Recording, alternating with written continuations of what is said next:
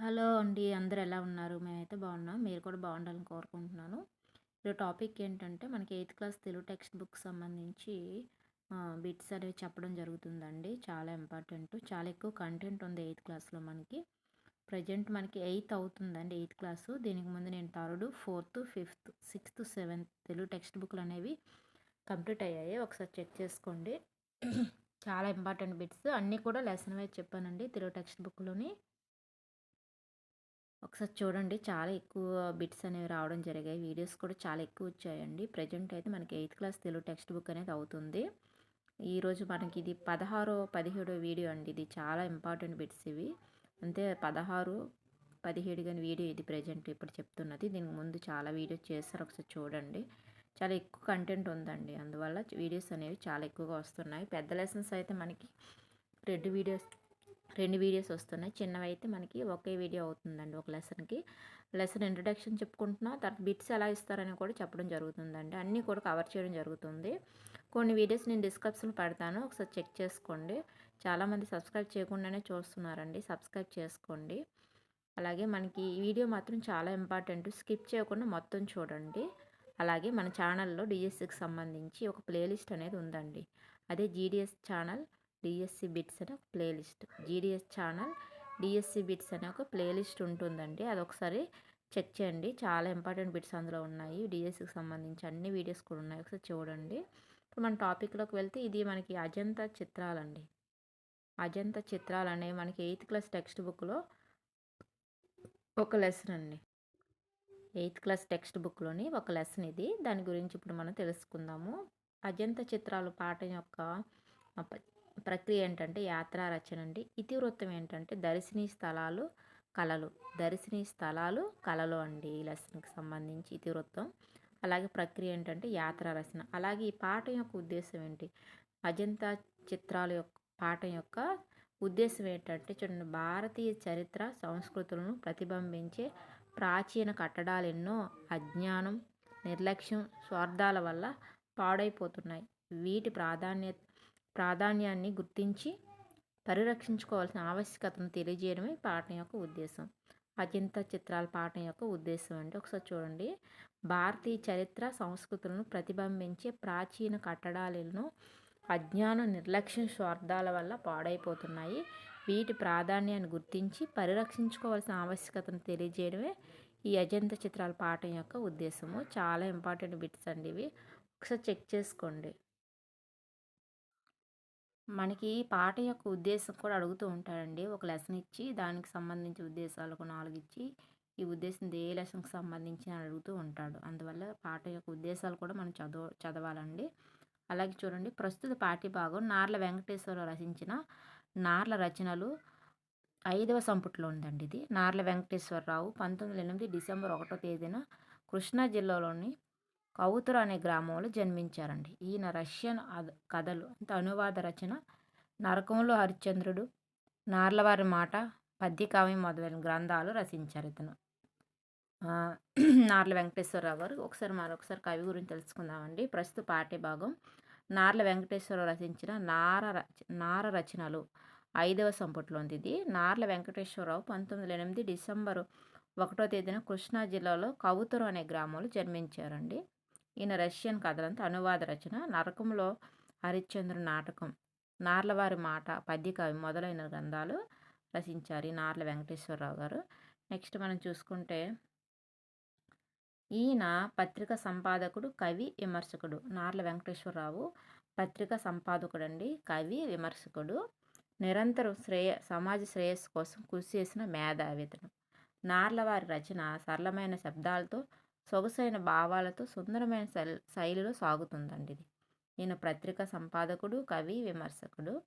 నిరంతరం సమాజ శ్రేయస్సు కోసం కృషి చేసిన మేధావి. నార్లవారి రచన సరళమైన శబ్దాలతో, సొగసైన భావాలతో, సుందర శైలిలో సాగుతుంది. అలాగే మనకి ప్రక్రియ చూడండి, ఒకసారి చదివేద్దది. యాత్ర రచన రచయిత తాను చూసిన ప్రదేశాన్ని గురించి వర్ణించే రచనే యాత్ర రచన. దీనిలో ఆ ప్రదేశం ప్రత్యేకత, ప్రకృతి, రామణీయకత, చరిత్ర వంటి అంశాలు ఉంటాయి. రచయిత ఆత్మశ్రయ శైలిలో భావాలను తెలియజేస్తాడు. ప్రక్రియకు సంబంధించింది.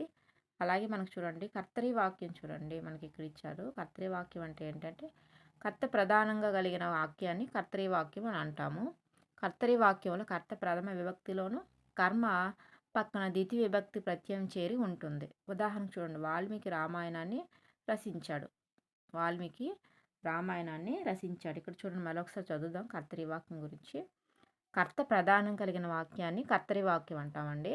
కర్తరి వాక్యంలో కర్త ప్రథమ విభక్తిలోను కర్మ పక్కన ద్వితీయ విభక్తి ప్రత్యయం చేరి ఉంటుందన్నమాట. ఉదాహరణకి వాల్మీకి రామాయణాన్ని రచించాడు. ఉదాహరణ ఒకటి ఇవ్వడం జరిగింది.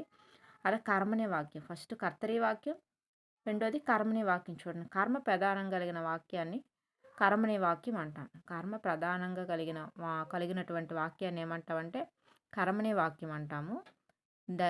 దానికి నియమాలు ఏంటుంటాయంటే కర్త ప్రక్కన తృతీయ విభక్తి ప్రత్యయం చేరుతుంది. అలాగే క్రియ పక్కన బడు అనే ధాతువు చేరుతుంది. కర్మ ప్రధానంగా ఉంటుంది ఇందులోనే. కాబట్టి దీన్ని కర్మని వాక్యం అని అంటాము. ఇక్కడ చూడండి మరొకసారి. కర్త ప్రధానం కలిగినటువంటి దాన్ని కర్మని వాక్యం అంటారండి. దానికి నియమాలు 2 ఉన్నాయి. ఏంటంటే కర్త పక్కన తృతీయ విభక్తి ప్రత్యయం ఉంటుంది. మనం విభక్తుల గురించి చెప్పుకున్నాం. ఒకసారి చూడండి ముందు వీడియోస్‌లో. క్రియ పక్కన బడు అనే ధాతువు చేరుతుంది. కర్మ ప్రధానంగా ఉంటుందన్నమాట. కాబట్టి దీన్ని కర్మని వాక్యం అని అంటాము. కర్త ప్రధానం కలిగిన వాక్యాన్ని ఏమంటాం కర్తరి వాక్యం. కర్మ ప్రధానంగా ఉన్న వాక్యాన్ని కర్మని వాక్యం అంటాము. ఇక్కడ చూడండి ఉదాహరణకి వాల్మీకి చేత రామాయణం రచించబడింది. బడింది అని ఇక్కడ చూడు బడు, బడి, బడు అని చేరుతుంటుంది అన్నమాట కర్మని వాక్యంలో. ఇక్కడ చూడండి మనకి ఇక్కడ వాల్మీకి రామాయణాన్ని రచించాడు. వాల్మీకి చేత రామాయణం రచించబడింది. దీనికి తేడా చూడండి. బడింది, వాల్మీకి చేత రామాయణం రచించబడింది. వాల్మీకి రామాయణాన్ని రచించాడు. ఈ విధంగా మనకి కన్‌ఫ్యూజ్ అవుతుంటాయి ఇలాంటి వాక్యాల్లో మనం. అలాగే మనకి ఈ లెసన్‌కి సంబంధించి కొన్ని బిట్స్ అనేవి ఇవ్వడం జరిగిద్దండి. ఆ బిట్స్ కూడా మనం ఏ విధంగా వస్తాయో ఒకసారి చూద్దాము. అజంత చిత్రాల పాఠం ప్రక్రియ ఏంటి? అజంత చిత్రాల పాఠం యొక్క ప్రక్రియ ఏంటి? మనం ముందు చదువుకున్నాం కదండీ! ఒక 4 ఆప్షన్‌లు ఇచ్చాను. అందులో ఒకటి చూద్దాము. వార్తా వ్యాఖ్య, రెండోది ద్విపద, మూడోది యాత్రా రచన, నాలుగోది ఆత్మకథ. నాలుగింట్లో ఏంటంటే మనకి 3 అండి. యాత్రా రచన.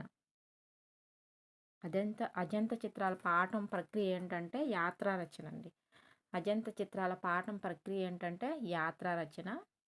అజంత గుహలు గల రాష్ట్రం ఏది? అజంత గుహలు ఏ రాష్ట్రంలో ఉన్నాయి? అజంత గుహలు ఏ రాష్ట్రంలో ఉన్నాయని అడుగుతున్నారు. ఫస్ట్ చూడండి ఆంధ్రప్రదేశ్, రెండోది గుజరాత్, మూడోది మహారాష్ట్ర, నాలుగోది తెలంగాణ.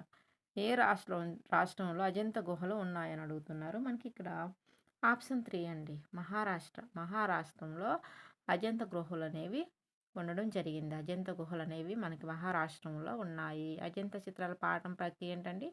యాత్రా రచన. మనకు మూడోది చూడండి.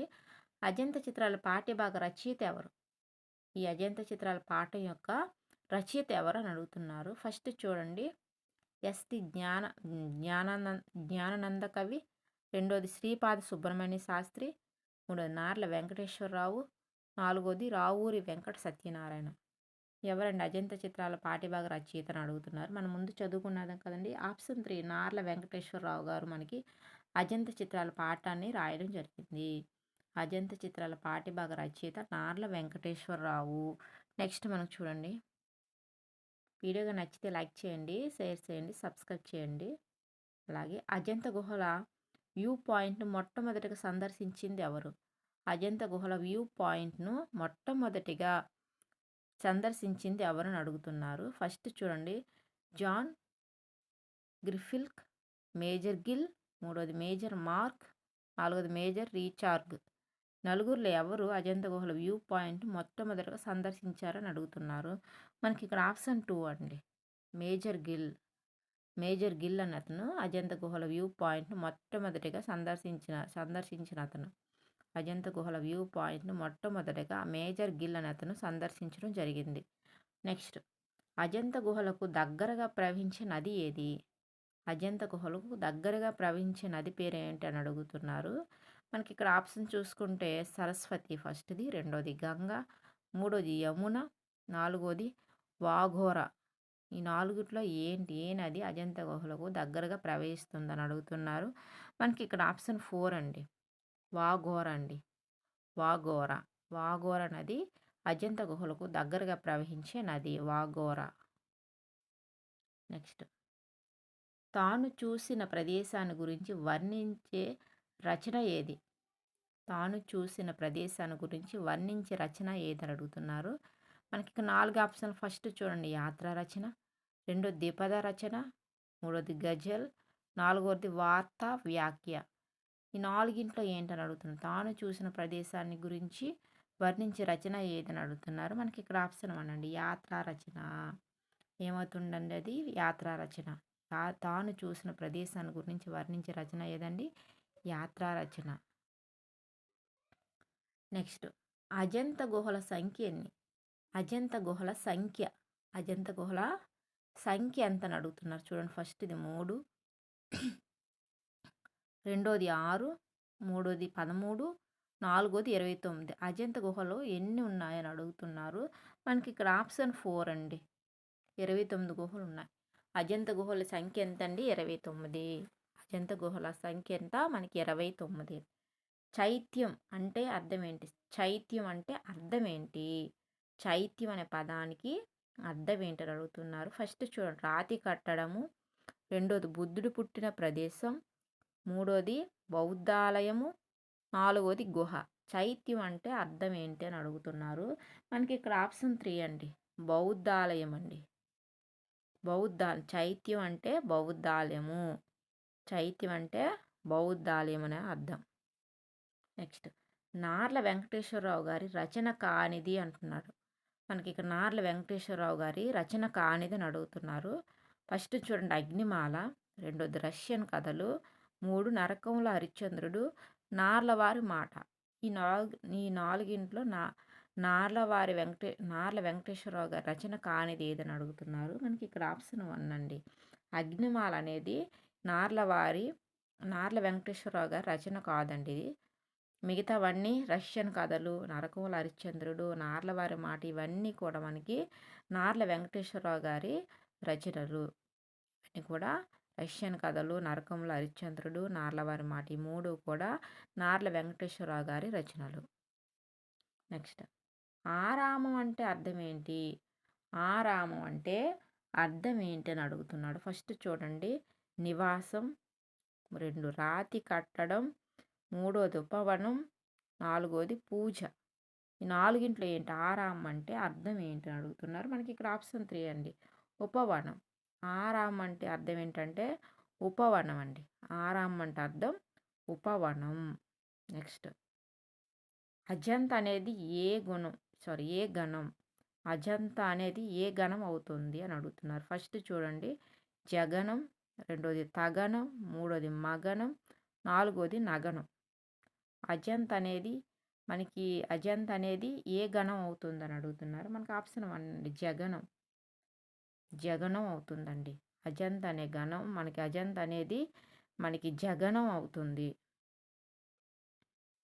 అజంతా చిత్రాల పాట ఇతివృత్తం ఏంటి? అజంతా చిత్రాల పాఠం యొక్క ఇతివృత్తం ఏంటి? అజంతా చిత్రాల పాఠం యొక్క ఇతివృత్తం ఏంటని అడుగుతున్నారు. ఫస్ట్ చూడండి నైతిక విలువలు, రెండోది సామాజిక చైతన్యం, మూడోది దర్శనీయ స్థలం కళలు, నాలుగోది మానవ సంబంధాలు. దీని యొక్క ఇతివృత్తం ఏంటని అడుగుతున్నారు. మనకు ఆప్షన్ 3 అండి దర్శనీయ స్థలాలు కళలు. అజంతా చిత్రాల పాఠం ఇతివృత్తం ఏంటి? దర్శనీయ స్థలం కళలు. ఇవన్నీ కూడా మనకి అజంతా చిత్రాల యొక్క ఇతివృత్తం అండి. నెక్స్ట్ నార్ల వెంకటేశ్వరరావు గారి రచన నార్లవారి మాట అనేది ఏంటది? నార్ల వెంకటేశ్వరరావు గారి రచన నార్లవారి మాట అనేది ఏంటి? కథ, నాటకమా, అనువాద రచన, పద్యకావ్యం. ఏమవుతుంది నార్లవారి మాట అనేది మనకి కింది వాటిలో దేనికి సంబంధించింది అని అడుగుతున్నారు. మనకి ఇక్కడ ఆప్షన్ 4 అండి పద్యకావ్యం. ఇది ఏమవుతుందండి మనకి ఇక్కడ పద్యకావ్యం అవుతుంది. నార్ల వెంకటేశ్వరరావు గారి రచన నార్లవారి మాట అనేది మనకి పద్యకావ్యం కింద వస్తుంది. నెక్స్ట్ 14 చూడండి. వీడియో కూడా నచ్చితే లైక్ చేయండి, షేర్ చేయండి, సబ్స్క్రైబ్ చేయండి. వాఘోర నది అజంతా గుహల ప్రదేశంలో ప్రవేశించి చివరికి దీనిలో కలుస్తుంది. వాఘోర నది అజంతా గుహల ప్రదేశంలో ప్రవేశించి చివరికి దీనిలో కలుస్తుంది. ఎందులో కలుస్తుంది అడుగుతున్నారు. ఫస్ట్ చూడు నర్మద, రెండోది తపతి, మూడోది గంగ, నాలుగోది యమున. వాఘోర నది అజంత గుహల ప్రదేశంలో ప్రవేశించి చివరికి దేనిలో కలుస్తుందని అడుగుతున్నారు. మనకి ఇక్కడ ఆప్షన్ 2 అనేది కరెక్ట్ అండి. తపతిలో కలుస్తుంది. ఎక్కడ కలుస్తుందండి? తపతిలో. వాఘోర నది అజంత గుహల ప్రదేశంలో ప్రవేశించి చివరికి తపతిలో కలుస్తుంది. నెక్స్ట్, అజంత మనసు ఏదో స్వాప్నిక జగత్తులోకి తీసుకువెడుతుంది. అయినా అది అతి వాస్తవికమైన లోకమే అన్నది ఎవరు? అజంత మనసు ఏదో స్వాప్నిక జగత్తులోకి తీసుకువెళుతుంది. అయినా అది అతి వాస్తవికమైన లోకమే అన్నది ఎవరు అంటున్నారు. కింది వాటిలో ఫస్ట్ చూడండి, జవహర్లాల్ నెహ్రూ, ఇందిరాగాంధీ, మహాత్మా గాంధీ, వల్లభాయ్ పటేల్. నలుగురిలో ఎవరని అడుగుతున్నారు. మనకి ఇక్కడ ఆప్షన్ 1 అండి. జవహర్లాల్ నెహ్రూ గారు ఈ మాట అనడం జరిగింది. అజంత మనసు ఏదో స్వాప్నిక జగత్తులోకి తీసుకువెడుతుంది. అయినా అది అతి అతి వాస్తవికమైన లోకమే అన్నది జవహర్లాల్ నెహ్రూ గారండి. నెక్స్ట్ 16 చూడండి. అజంతా చిత్రాల్లో అధిక భాగం ఏ కథలు చిత్రించబడ్డాయి? అజంతా చిత్రాల్లో అధిక భాగం ఏ కథలు చిత్రించబడ్డాయి అని అడుగుతున్నాడు. ఫస్ట్ చూడండి, జాతక కథలు, రెండోది హాస్య కథలు, మూడోది నీతి కథలు, 4 సాహస కథలు. ఏ కథలు ఎక్కువ చిత్రించబడ్డాయని అడుగుతున్నారు. ఈ నాలుగింట్లో మనకు ఆప్షన్ 1 అండి. జాతక కథలండి. అజంతా చిత్రాల్లో అధిక భాగం జాతక కథలు చిత్రించబడ్డాయి. అజంతా చిత్రాల్లో అధిక భాగం జాతక చిత్రాలు చిత్రించబడ్డాయి. నెక్స్ట్ 17 చూడండి. నది అనే పదానికి పర్యాయ పదం. నది అనే పదానికి పర్యాయ పదాలు ఏంటి అని అడుగుతున్నారు. ఫస్ట్ చూడండి, కడలి, రెండోది వాహిని, మూడోది వహ్ని, నాలుగోది అసని. ఫస్ట్ చూడండి, కడలి, రెండోది వాహిని, మూడోది వహ్ని, నాలుగోది అసని. ఈ నాలుగింట్లో ఏంటి నది అనే పదానికి పర్యాయ పదం అని అడుగుతున్నారు. మనకి ఇక్కడ ఆప్షన్ 2 అండి, వాహిని అండి. నది అనే పదానికి పర్యాయ పదం వాహిని.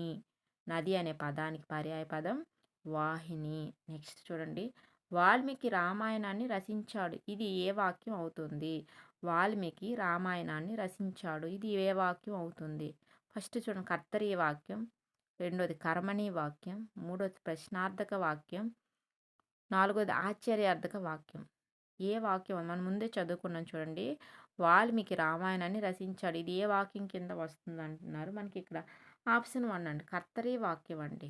మన కర్మణీ వాక్యం అయితే మనకు బడి అని చేరుతుంది. బడి అని చేరితే మనకి కర్మణీ వాక్యం అవుతుంది. ఇక్కడ మనకి వాల్మీకి రామాయణాన్ని రచించాడు, కర్త ప్రధానంగా ఉంటుంది కాబట్టి మనకి ఇది మనకి కర్తరీ వాక్యం అనేది అవుతుంది.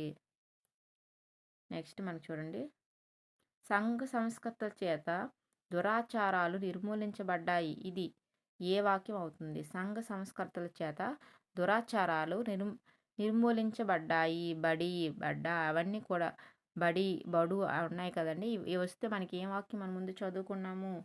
మనకి ఇక్కడ మనకు 4 ఆప్షన్లు ఇచ్చారు. ఫస్ట్ వచ్చిన కర్తరీ వాక్యం, కర్మణీ వాక్యం, సందేహార్థక వాక్యం, ప్రశ్నార్థక వాక్యం. ఇక్కడ మనకి చూడండి, బడి, బడు అవన్నీ వచ్చాయనుకోండి, మనకి ఇది కర్మణీ వాక్యం కింద అవుతుంది. కాబట్టి మనకు ఆప్షన్ 2 అనేది కరెక్ట్ అవుతుంది. సంఘ సంస్కరణ చేత దురాచారం బడ్డాయి అది వచ్చింది కాబట్టి మనకి ఇది ఏ వాక్యం అండి? కర్మణీ వాక్యము. కర్మణీ వాక్యం అనేది అవుతుంది. నెక్స్ట్ మనకు చూడండి,